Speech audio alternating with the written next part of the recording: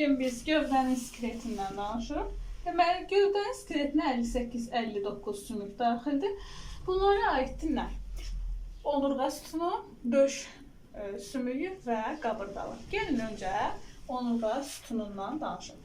Onurğa sütununda ümumilikdə 33-34 sümük, yəni 33-34 fəqərə var.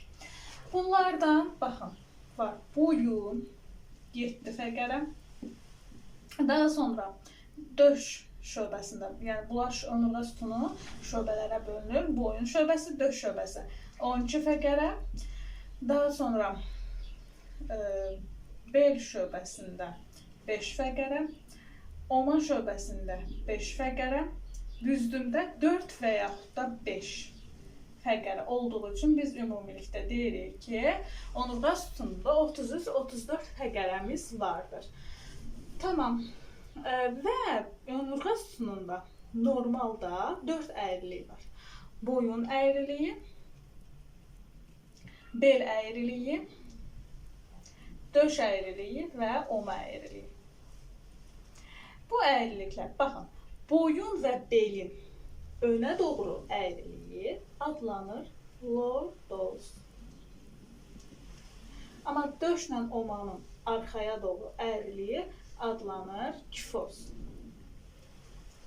Bunu necə yadınızda saxlayaq? Baxın, lordozda B, ikisi də B. Boyunla belin hara doğru əyriliyidir? Burada dedik önə doğru əyriliyidir. Düzdürmü?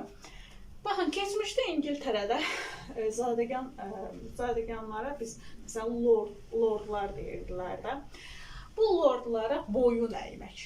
Düzdür, boyunu önə doğru əyriyir. Boyun əymək. Boyun, bel, lordoz. Bu şəkildə yadımızda saxlaya bilərik. Düzdür. Qalanda nədir? Döşlə olmadı. Onda da olacaq nə? Kifoz. Bu da arxaya doğru əyrilikdir.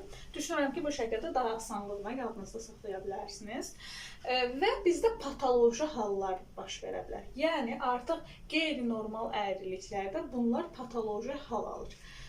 Olur, deməli, patoloji kifoz, normadan artıq arxaya doğru əyrilik patoloji kifozdur, normadan artıq önə doğru əyrilik isə patoloji lordozdur. Bir də bizdə onurğanın yanlara doğru əyriliyi var. Bu da skoliozdur. Daha sonra